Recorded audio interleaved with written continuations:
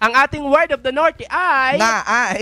Oo nga, ay maglakad, syempre. Maglakad. Oo, alam ko na to sa Ibaloy. Ay, sa Bulinaw.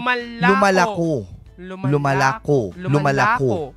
Ibaloy, manakad. Manakad. Samantala, sa Iloco naman, magna. Yan yung suma, magna. Sa Kankalaoy, mandan. Yan yung masarap sa kanin, mabango. Kapampangan, maglakad.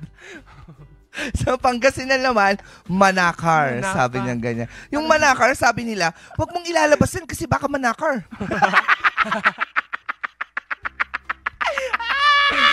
Saan ka pa? Wala ako!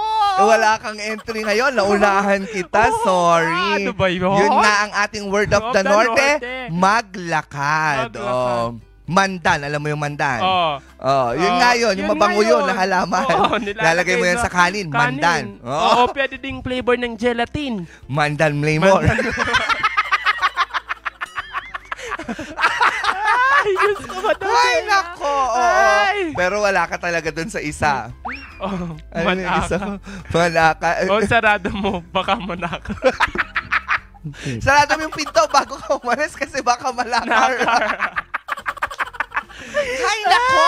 Pero at least alam na natin yung mga salitang yon. Kaya kung sakali man na mapadpad kayo dito sa Northern Luzon, hindi kayo mawawala.